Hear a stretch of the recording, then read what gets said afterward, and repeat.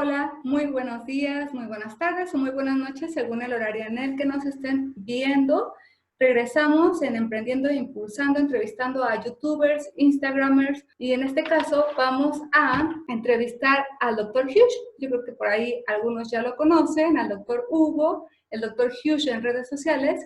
En Instagram, Dr. Hughes, en Twitter, Dr. Hughes, que está estudiando cardiología y que comparte con todos los demás personas que lo siguen en cada una de sus redes sociales, mayormente en Instagram, porque ahí comparte cosas de manera continua, más continua que en otras redes sociales. Él es mexicano, él es cardiólogo y él es el Dr. Hughes, y le damos la bienvenida. Dejamos entonces la entrevista con las preguntas que algunos de nuestros seguidores nos hicieron desde Argentina, Colombia, Querétaro, Ciudad de México y de otros lugares, inclusive de aquí de Irapuato, Guanajuato.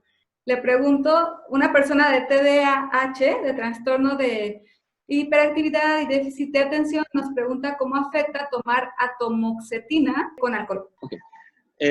Cuando estamos tomando medicamentos que tienen su blanco terapéutico en el sistema nervioso central, los médicos recomendamos evitar tomarlos con otros fármacos o con otros compuestos como el alcohol que también afectan el funcionamiento del sistema nervioso central. Entonces, ya es de por sí una recomendación general no mezclar cualquier tipo de medicamentos con alcohol. Entonces, con medicamentos que de por sí afectan el funcionamiento cerebral, bueno, pues sería menos prudente todavía hacerlo. Existe algo en medicina que llamamos reacción idiosincrática de los medicamentos, en la cual pueden haber efectos secundarios que no siempre van a estar presentes en todos los pacientes, pero no solo por eso significa que si tú te tomas tal medicamento y lo combinas con tal sustancia como el alcohol u otro medicamento, no estás exento de que o no te pase o de que te pase exactamente lo que ya se ha documentado previamente. Entonces, la recomendación general es no consuman medicamentos previamente prescritos por un médico con alcohol. Gracias. Y otra pregunta que hace Ceci de Querétaro, ¿qué tan probable es que una persona tenga un infarto durante una crisis de ansiedad o un ataque de pánico? Como tal, un infarto no es lo más frecuente, sí se ha documentado, pero no es lo más frecuente en este contexto. Aquí lo que pudiéramos nosotros argumentar es la presencia de una enfermedad que es similar a un infarto, que la encontramos en pacientes que tienen un momento de estrés fisiológico o estrés emocional, particularmente emocional, que se llama el síndrome de Takotsubo o miocardiopatía por estrés o síndrome del corazón roto, en el cual personas que están sometidas a una gran decepción amorosa, a la pérdida de un ser querido, a mucho financiero, estrés de condiciones legales, por ejemplo, están secretando muchísimas catecolaminas o adrenalina, que a final de cuentas estresa tanto el corazón que pareciera que lo deforma y hace que deje de funcionar en una,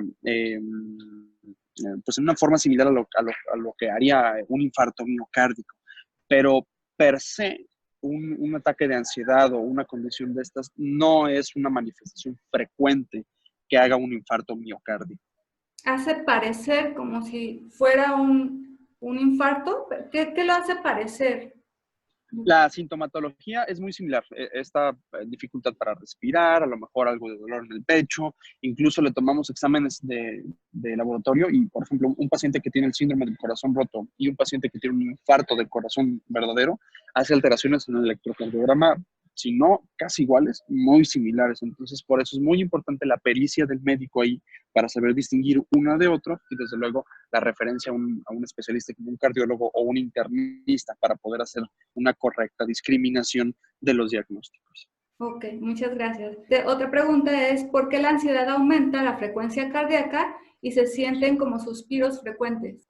Es bien sabido que el componente de la ansiedad va muy ligado de algo que nosotros en medicina llamamos el sistema simpático del sistema nervioso central. Es decir, la ansiedad genera una gran cantidad de adrenalina que se puede liberar tanto en el encéfalo como en la glándula suprarrenal. Y esto, a final de cuentas, genera que cuando la adrenalina llega al corazón, el corazón está repleto de receptores para adrenalina y otras sustancias. La cosa es que la adrenalina tiene el efecto en el corazón que justamente hace que se eleve la frecuencia cardíaca, lo que nosotros llamamos como taquicardia. Entonces, por eso es que los pacientes pueden experimentar esta molestia cuando están sometidos a un contexto de ansiedad o cuando ya fueron diagnosticados con un trastorno de ansiedad generalizada. Una pregunta, ya si hubiera una persona con ataques de pánico o ansiedad fuerte, si ya está yendo con su médico y se está controlando, ya esto por ejemplo, miocardiopatía ya no le podría suceder tan fácilmente porque está controlada o aún así podría pasar. Depende del contexto. Si hablamos de la miocardiopatía por estrés, necesita tener la condición de que después de que pasó todo esto y se está recuperando el corazón, se debe de revertir por completo el cuadro, cosa que en un infarto normal no pasa. En un infarto normal tenemos un pedazo en el corazón que por algún motivo dejó de recibir irrigación suficiente, sangre suficiente, y ese pedacito se infartó, es decir, se murió, ya no sirve. En una miocardiopatía por estrés o esta enfermedad del corazón roto, ese pedacito del corazón que pareciera que no está funcionando, después empieza a tomar otra vez su funcionamiento normal. ¿Qué tan normales son estas miocardiopatías en estas personas? En este contexto es muy raro, insisto, para que se presente una miocardiopatía por estrés como tal, tiene que ser un estado de estrés muy intenso o que se perciba como muy intenso para poder generar al final de cuentas estos cambios en el corazón. Entonces, afortunadamente no es una entidad tan frecuente que tengamos que diagnosticar, pero sí es algo que debemos de tener todos los médicos en cuenta, ¿no? De que efectivamente existe y hay que buscarla. Ok, muchas gracias. Una persona de Argentina, de Espacio Epilepsia, nos pregunta, ¿cuando hay una crisis epiléptica se detiene el corazón? No, el corazón no se detiene durante la epilepsia. Si bien es cierto que algunos pacientes con ciertos tipos de epilepsia pueden hacer algunas arritmias, como tal no se para el corazón, no hacen paradas cardíacas, es muy diferente. Existen contextos en el que a veces se malinterpreta o se maldiagnostica una epilepsia o un síndrome convulsivo como tal con un fenómeno que nosotros conocemos como Stock-Adams, que es básicamente cuando el cerebro se deja de perfundir. Por ejemplo, lo que nos toca ver frecuente en este contexto es por arritmias. Una arritmia que se llama taquicardia ventricular hace que el corazón lata muy rápido, pero de una forma nada eficiente, y que a final de cuentas termina siendo que el cerebro deje de recibir sangre en cantidades adecuadas y a manera de defensa o como mecanismo protector, el cuerpo se desmaya, hace algo que llamamos síncope proveniente de un fenómeno de Stock-Adams, y ahí pudiera uno argumentar que ese tipo de arritmias deja al paciente propuesto a que se pare su corazón. Sin embargo, si nos salimos de ese contexto, ahí es una cosa muy diferente, porque estamos hablando ya de convulsiones, y las convulsiones por sí solas, o en el contexto genérico en el que se tratan las convulsiones, no se documentan paradas cardíacas, no por lo general. No digo que esté exento de, pero no es lo más habitual. Ok, para que estés tranquila, Ivana. Y Alejandra de Colombia nos comenta, cuando hay crisis de epilepsia, ¿la respiración se detiene? En los diferentes tipos de convulsiones, es muy fácil caracterizar unas en donde la musculatura del cuerpo se está contrayendo y relajando. Entonces, en estas fases tónicas o donde hay mucha contracción, los músculos de la respiración también se pueden ver afectados, y durante esos momentos en donde hay tanta contracción, efectivamente, el paciente deja de respirar momentáneamente. No significa que hacen como tal un paro respiratorio y que ya no van a respirar jamás. Insisto, depende de cada contexto, depende de cada paciente a final de cuentas, pero lo generalmente observado es que cuando el paciente sale de esa fase tónica, o esa fase donde está muy contraída la musculatura, nuevamente se reinicia el ciclo ventilatorio. La cosa es que a veces puede durar tanto esta contracción y es tan intensa que los pacientes dejan de respirar por el tiempo suficiente para que se empiecen a poner como azulitos o cianóticos, como decimos nosotros. Entonces ahí la cosa es vigilar muy bien al paciente, estar viendo que efectivamente esos espasmos musculares tan intensos que hacen vayan siendo gradualmente eliminados para que más adelante el paciente pueda nuevamente volver a respirar de una forma normal. Entonces, en el sentido estricto de la palabra, sí, momentáneamente pueden dejar de respirar los pacientes, pero ese ciclo ventilatorio más adelante se va a restablecer, en la mayor parte de los casos. Digamos que la comunidad de epilepsia sí se asusta y piensa que puede ocurrir. Nos preguntan también, después de convulsionar 2 veces, ¿es normal sentir agotamiento y que falta el aire y que necesitas hacer más esfuerzo para respirar?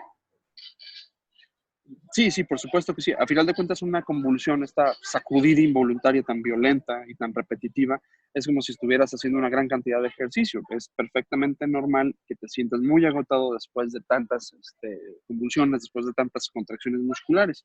Incluso es frecuente, por lo menos en ciertos contextos, que después de que un paciente convulsiona, tomamos exámenes de laboratorio para ver si no se alteraron algunas otras cosas o tratar de llegar a la causa de la convulsión y nos encontramos a veces cuando hacemos determinaciones de creatinina fosfoquinasa, que es una enzima que está dentro de los músculos, vemos que esta enzima se eleva y eso nos indica que hay daño muscular. Entonces, definitivamente es perfectamente esperado que un paciente que acaba de convulsionar una, dos o tres veces se sienta agotado, se sienta cansado y que no recupere la fuerza, por así decirlo, hasta después de unas cuantas horas o que esté con mucho sueño. Ok, sí, de hecho por eso cuando nos llevan luego con nuestro neurólogo, nos checan la fuerza también a los pacientes con epilepsia para ver cómo andamos. Entonces, bueno, esa fue una pregunta que realizó Irving de Ciudad de México. Nos pregunta también por qué se generan los soplos. Ujú. Los soplos en el corazón se pueden deber a muchas cosas. Por lo general es cuando nosotros tenemos válvulas en el corazón enfermas. Nosotros en el corazón tenemos 4 válvulas, 2 del lado derecho y 2 del lado izquierdo del corazón, y su función es dejar salir sangre y evitar que la sangre se regrese nuevamente al corazón. Entonces, cuando nosotros tenemos enfermedades en las válvulas por muchos motivos, desde causas congénitas hasta la misma vejez que va haciendo que se vayan calcificando estas válvulas, el espacio por el cual tiene que pasar la sangre se puede hacer más estrecho, esto lo llamamos en medicina estenosis, y eso puede generar un soplo. Asimismo, cuando estas válvulas por algún motivo son insuficientes y están haciendo que se regurgite sangre nuevamente al interior del corazón, se puede generar un soplo. Hay algunas causas que ya no son a lo mejor necesariamente causadas por las válvulas, sino por defectos de nacimiento, en el cual la pared que tenemos a la mitad del corazón, que hace que la parte derecha y la parte izquierda del corazón su sangre no se esté comunicando, pueden hacer con hoyitos en esas paredes y estar generando que la sangre se comunique de un lado a otro. A esto nosotros lo llamamos comunicación interventricular, si es en la parte de abajo del corazón, en los ventrículos, o comunicación interauricular, si es en la parte de arriba del corazón o en las aurículas. Entonces, esta entrada y salida de sangre en esta comunicación puede generar el fenómeno acústico que los médicos describimos como soplos. Ok, ¿qué tan grave sería tener un soplo? Depende mucho. Hay algunas, vamos a decir, entidades en donde a veces los soplos son perfectamente normales. Por ejemplo, en algunas etapas de la niña se pueden percibir soplos y a lo mejor no te orientan tanto a que el paciente está enfermo. Obviamente se va a ir dando el seguimiento de ese soplito y vamos a ver si más adelante va a desaparecer o no va a desaparecer. Y más que nada porque a veces son mal identificados los soplos y se confunden con otros fenómenos acústicos. Pero definitivamente, independientemente de la gravedad, cualquier soplo que se detecte se debe de estudiar. Cualquier soplo que se identifique, necesitamos encontrarle una causa, porque si nunca se encuentra la causa de ese soplo y nos damos ya cuenta más adelante que ese soplo se pudo haber corregido, pues bueno, a lo mejor ya más adelante será muy tarde para poder hacer alguna intervención adecuada en ese paciente, que desde luego en etapas más tempranas la intervención pudo haber redituado en bastante beneficio para la salud del paciente. Entonces, desde algo muy banal hasta algo muy grave puede ser un soplo. Entonces, cada paciente se debe de individualizar, cada paciente se debe de abordar de forma diferente y nunca hay que ignorar el hecho de que te hayan dicho que tienes un soplo en el corazón. Ok, nos pregunta una mamá de una niña de 2 años, que si es cierto, bueno, ya le diagnosticaron a su hija, pero ella quiere saber si es cierto o qué pasa cuando a la niña le diagnostican soplo desde bebé, desde que nace, pero ahora le dicen que del lado contrario del soplo tiene un absceso y quiere saber qué tan peligroso es. Cada caso se debe estudiar muy bien y hay que ver si realmente tiene un absceso en el corazón, porque eso es algo raro, algo que a lo mejor no está bien caracterizado como tal con esa palabra absceso. Entonces, la recomendación ahí sí sería que a ese paciente en particular lo vea un cardiólogo especialista, un pediatra especialista en cardiología y que le haga una evaluación bien con un ecocardiograma para poder ver en tiempo real el funcionamiento y parte de la anatomía del corazón y ver si de veras es un absceso o no es un absceso. Ok. ¿Qué diferencia hay si esa paciente llevara a su bebé con, bueno, su niña de 3 años o 2 años, con usted, un cardiólogo, digamos, de adultos y un pediatra, un cardiólogo pediátrico? Yo soy adulto, quiero ir con un cardiopediatra, ¿me puede ayudar? Sí, de que te puedo ayudar, te puedo ayudar, porque a final de cuentas, tanto los pediatras que hacen cardiología como los internistas que hacemos cardiología, estamos muy bien familiarizados con el sistema circulatorio tanto de los bebés, como de los niños, como de los adolescentes, como los del adulto y desde luego los del adulto mayor o el paciente anciano. Entonces, de que te podemos dar una idea, te podemos dar una idea a todos, y más que una idea va a ser una opinión educada. Sin embargo, el hecho de tener una especialidad médica o una subespecialidad médica es para que uno pueda tener el beneficio de la experiencia que tiene este tipo de profesional de la salud y que tengas tú un refinamiento tanto en el diagnóstico como en el tratamiento que te va a ofrecer esta persona. Entonces, yo recomiendo, si es un niño el que tienes con alguna enfermedad del corazón, llévalo con el pediatra que hizo una subespecialidad en cardiología. Si tienes un paciente ya de más de 20 años o de 18 años y tiene alguna alteración en el corazón, llévalo con el cardiólogo que ve pacientes adultos. En este caso, ¿qué pasaría si llevan a una niña o a un niño con un cardiopediatra y después ya va creciendo, se convierte adulto? ¿Tendría que cambiar de doctor? Sí, así es. Por lo general, en el día a día, así es como lo hacemos, tanto a nivel de instituciones públicas, por ejemplo, y a nivel privado. Eso es lo que hacemos nosotros. No porque el pediatra se quiera deslindar de la responsabilidad del paciente, sino porque va a ser mucho más factible que el seguimiento de una forma correcta se vaya ajustando a los factores de riesgo cardiovascular que uno va adquiriendo conforme va avanzando su edad. Entonces, una práctica correcta es empezar a derivar al paciente con el especialista que le toque. Entonces, es muy frecuente esto de, empezaste con el cardiopediatra, creces, pues ahora te vas con el cardiólogo. Ok, muchas gracias. No lo sabía. ¿Qué tanto puede afectar al corazón el hecho de que las mujeres, mayormente también hay hombres que los tienen, la aparición de varices? ¿La qué, perdón? La aparición de varices, las venitas estas en las piernas, este, Las la varices, variz. ok. Por lo general, cuando nosotros vemos estos datos, nos hablan de una insuficiencia o de una alteración de la circulación venosa. Entonces, es frecuente que nosotros, tanto en el área como de medicina interna como de cardiología, llevamos un seguimiento de los pacientes porque sabemos que este estado de alteraciones en la circulación puede más adelante generar trombos en los sistemas venosos más profundos del cuerpo, por ejemplo, en las venas de las piernas. Esto es lo frecuente. Entonces, para nosotros a lo mejor en ese momento no es como que una gran urgencia, pero sí es un foquito rojo que se prende en todos estos pacientes para uno como médico, y aunque sea médico general, de hecho, empezarle a llevar un seguimiento y tenerlo como un antecedente que más adelante te permita vigilar al paciente en función de más factores de riesgo cardiovascular, como lo pudiera llegar a ser a lo mejor que ese paciente tenga hipertensión, a lo mejor ver que ese paciente tenga alteraciones en el colesterol y en triglicéridos, desde luego ver que ese paciente más adelante no vaya a tener problemas con formación de trombitos en las piernas. Ok, ok. Este, em, ¿Las varices son genéticas?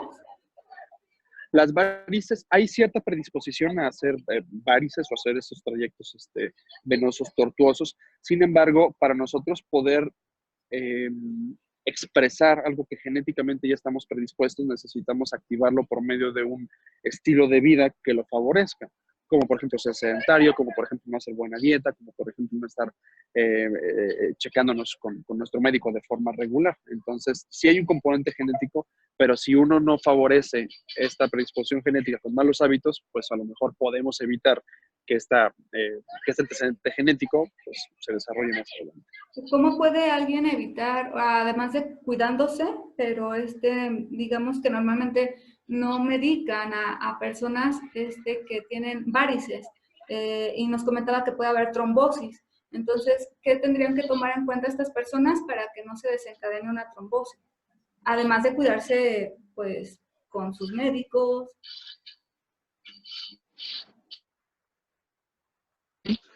Ahí lo más importante es frecuente con sus médicos y desde luego estar permitiéndose estilos de vida saludable en donde puedan estar haciendo ejercicio aeróbico que les permita tener una mayor eh, utilización de calorías más bien a todo esto, pues a que empiecen a bajar de peso y a final de cuentas la redistribución de flujo venoso no sea tan ineficiente y que más adelante puedan estar a lo mejor, si no como tal, corrigiendo ya esas varices, evitando que se estén formando más y lo que me preocupa a mí como cardiólogo, pues estar favoreciendo que se hagan coágulos dentro del sistema venoso profundo de la circulación de las piernas, por decir algo. Entonces, ahí sí consideramos siempre que lo más adecuado es que se tenga un seguimiento muy óptimo una vez que se detectó este dato de insuficiencia venosa.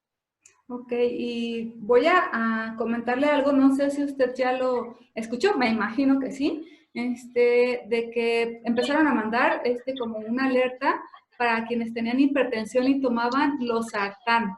Y decían que había Que causaba habido cáncer. un lote, no, y ajá, justo cáncer, que causaba cáncer, y que había un lote que no era losartán, que había sido como mal etiquetado o algo así. Entonces, que tuvieran cuidado a quienes estaban tomando los sartán. ¿Qué nos puede decir al respecto? Sí, claro, fue muy famosa esa alerta. Nada más que desafortunadamente se tiende a tergiversar cierta parte de la información y pues, con el simple hecho de hacer una nota más amarillista, se perfunde o se divulga a lo mejor información que pues, no es del todo correcta, ¿no? Lo que pasó es que, o por lo menos lo que clamaron que pasó, fue que se contaminaron unos lotes de los sartán y creo que de algunos otros medicamentos derivados, más bien similares a los sartán, con algo que se llama nitrosamina.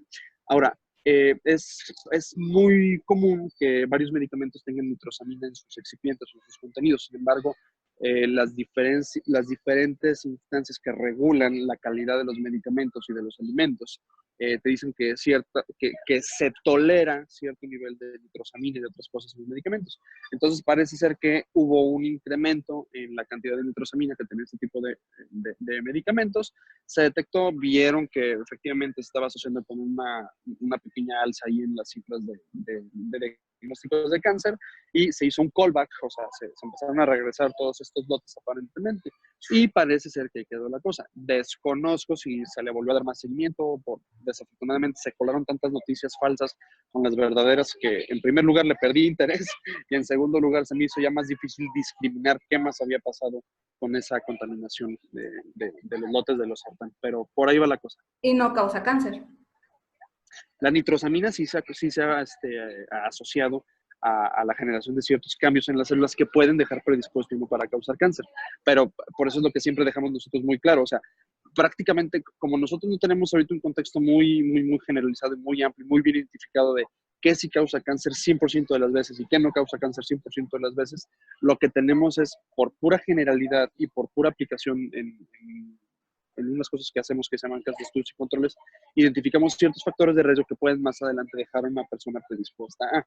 Los productos que tienen nitrosamina más allá de X cantidad pudieran estar asociados al desarrollo de ciertos cánceres. Sin embargo, insisto, para eso se regulan las cantidades de prácticamente cada sustancia que pudiera estar involucrada en la generación de fármacos para que si la FDA en Estados Unidos o COFEPRIS aquí en México detecta que están saliendo medicamentos o alimentos o suplementos alimenticios con más de X cantidad que causa cualquier daño a la salud, insisto, de cualquier sustancia o de cualquier medicamento en cualquier contexto, pues entonces dicen, ¿sabes qué? Identificamos esto, o se quita el medicamento del mercado o se les obliga a que disminuyan la dosis de tal o cual cosa en el compuesto.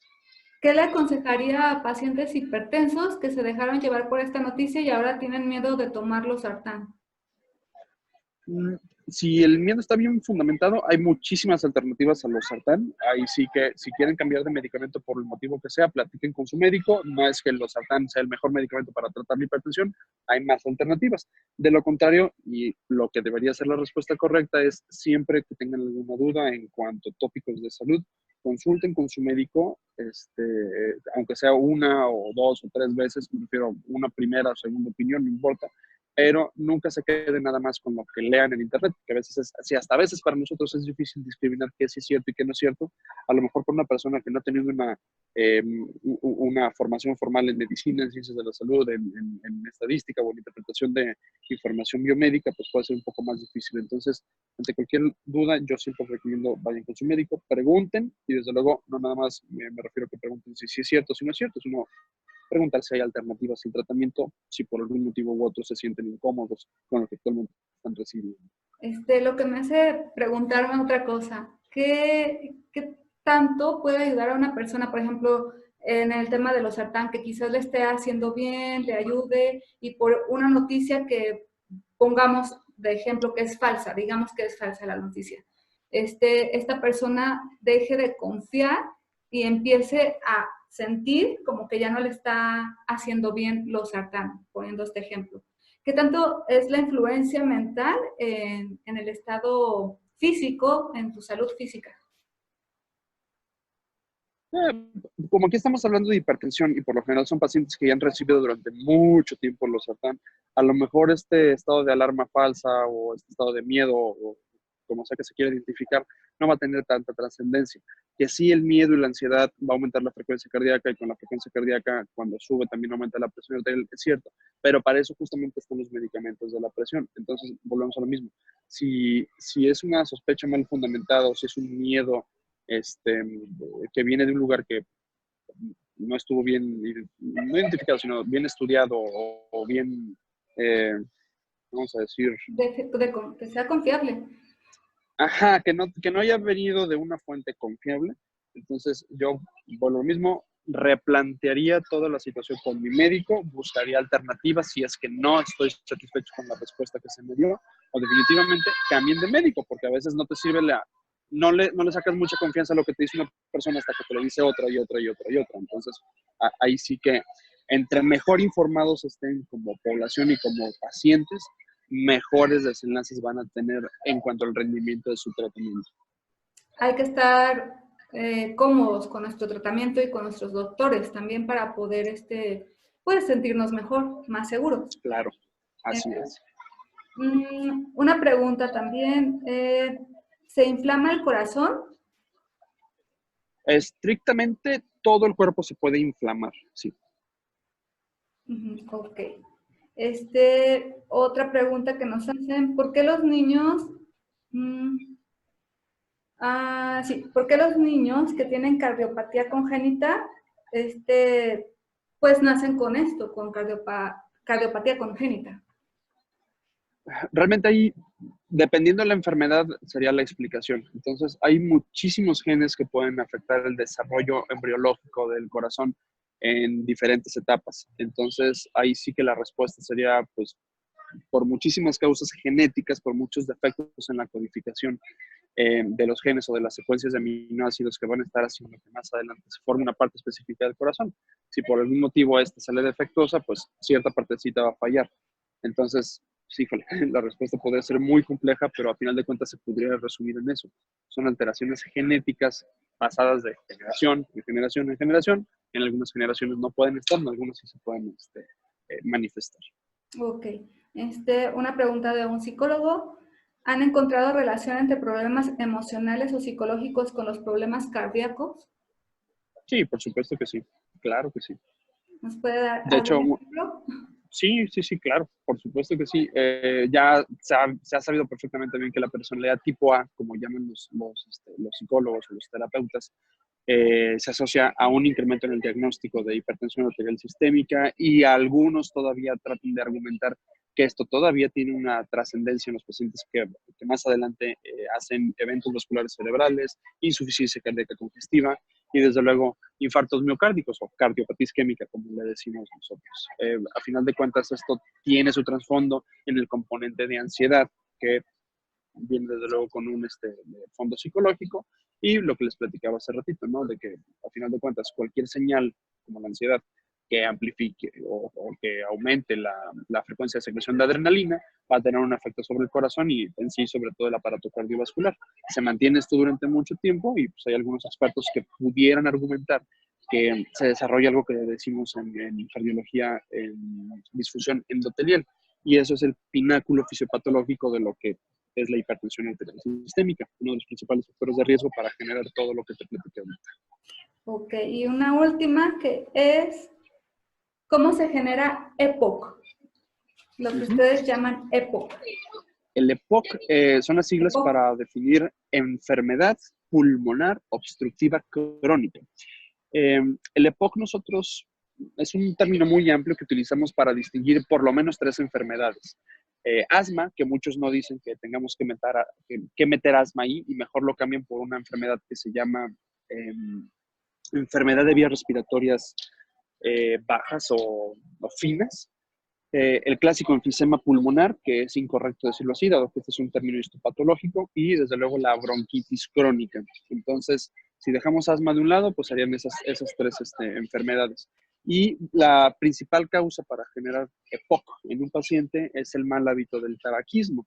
Y esto es porque justamente el tabaquismo y todas las sustancias que se inhalan en el cigarro son proinflamatorias y van a estar causando que toda la anatomía y la estructura molecular de la vía respiratoria se modifique a grado tal que se va a inflamar, va a incrementar la secreción de moco y se van a estar colapsando ciertas partes del pulmón o obstruyendo ciertas partes de la vía respiratoria, y eso a largo plazo genera que los pacientes tengan mucho problema para respirar y que su calidad de vida baje dramáticamente. Ok, muy interesante. Entonces, pues, muchas gracias, doctor. ¿Qué le aconsejaría a las personas que no tienen una enfermedad, por así decirlo, cardiológica, pero qué tan importante es cuidar de nuestro corazón? Realmente, nosotros en cardiología tenemos una máxima en donde decimos que al médico no es tanto que vaya el enfermo, sino al médico va el que no se quiere enfermar. Nosotros necesitamos ya como población en México dejar este mal paradigma que hemos tenido a lo largo de tantas décadas, en donde vamos con el médico y hasta que nos estamos sintiendo muy mal para ver qué nos puede dar y que se nos quite el dolor o que nos devuelva alguna facultad que perdimos. Nosotros tenemos que apostarle como población y como médicos a la prevención. Entonces, si ustedes ya desde ahorita están identificando que tienen que papás o mamá que son diabéticos, que son hipertensos y que muy probablemente ustedes están teniendo estilos de vida, perdón, poco saludables, pues lo más probable es que ustedes también manifiesten más adelante enfermedades como diabetes e hipertensión. Entonces, lo más recomendable es vean por su salud antes de que se presente la enfermedad, vayan con su médico por un check-up preventivo y, más que nada, para que tengan ustedes información y un seguimiento adecuado antes de que tengan ustedes que estar pagando las consecuencias de excesos o de desatenciones a su salud. La parte de emprendimiento, de que el doctor Hughes está en Instagram, está en Twitter, está en YouTube, está en todos lados. Entonces lo pueden encontrar. Y háblenos un poquito de su fase emprendedora como youtuber o edutuber. Sí, pues fue realmente un proyecto que inició cuando, cuando todavía estaba yo estudiando medicina. Parte de mi formación la cursé en Italia, y allá pues, se dio la oportunidad de que estudiantes de medicina que estaban ahí mientras nosotros pasábamos a visitar a los pacientes, se quedaban estos estudiantes ahí y escuchaban las charlas o las discusiones que su servidor tenía con los otros médicos. Entonces, más de en alguna ocasión, alguno de estos estudiantes tomó fotos y grabó las explicaciones que daba con dibujitos o haciendo ahí circo, maroma y teatro, y las subieron a Facebook y a YouTube. Ya tiempo después me enteré de que tuvieron varios hits, varios likes, varios views, y pues a partir de ella pues, se me ocurrió la idea, ¿no? De empezar a divulgar medicina a través de estos canales. La cosa es que después entré a la especialidad, a medicina interna, y perdí cierto seguimiento en ese proyecto. Hasta el segundo o tercer año de la especialidad en medicina interna fue que otra vez lo retomé y lo hice más grande, y ahora sí usando dibujos, usando historias de Instagram y clases formales ya como tal en YouTube.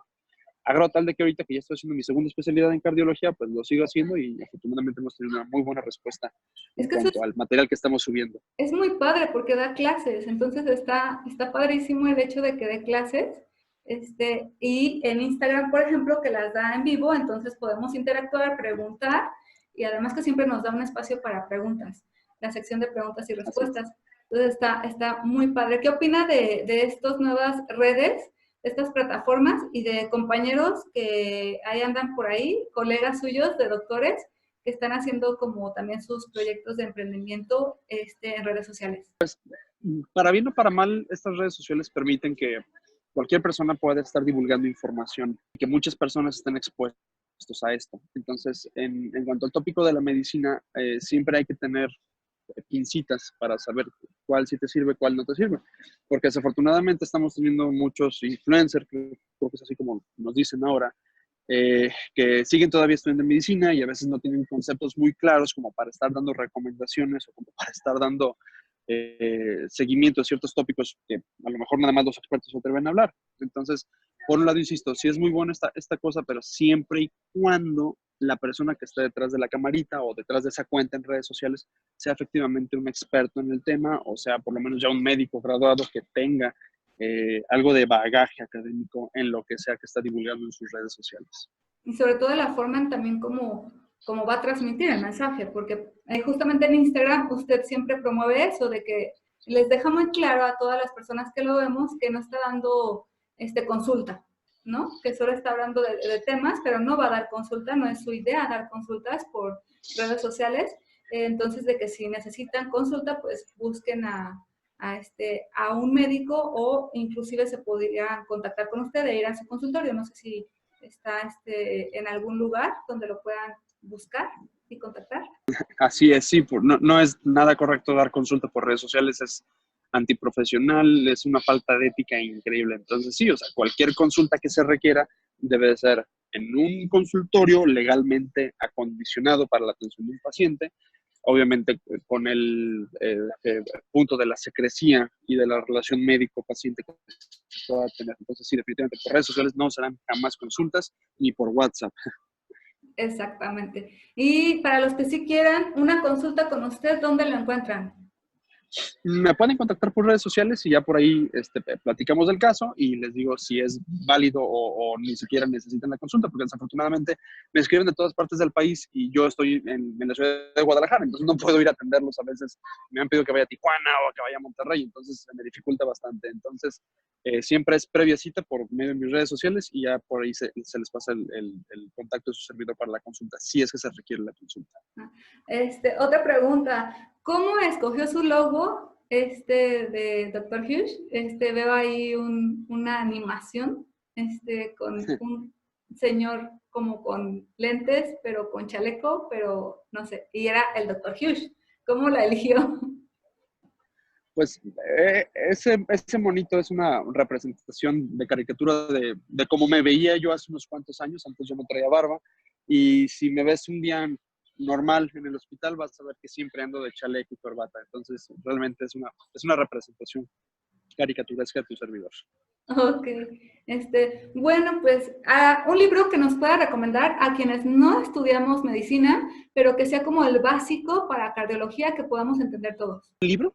Sí. Pues yo les recomendaría, hay un libro que se llama Todo sobre hipertensión y una breve historia del corazón. Así los pueden encontrar. Uno es por el doctor Arthur Hannigan. Ajá, el primero es de Arthur Hannigan y el otro es de la doctora Dolores Bennett.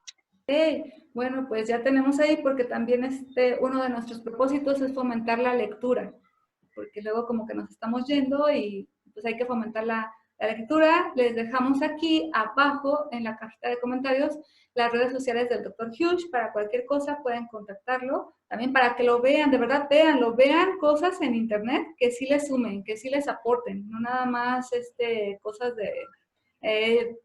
está bien que se diviertan, pero si hay otros canales educativos que además de aportarnos también lo hacen con un sentido de humor, ¿por qué no hacerlo? Entonces, véanlo y así van a poder cuidar mejor lo que ven sus hijos también, porque luego se preocupan mucho, pero ustedes están viendo cosas que no deberían, ¿no? Entonces, vamos a sumar y vamos a aprender juntos, vamos a tomar como cultura general todos estos temas, aunque no seamos médicos.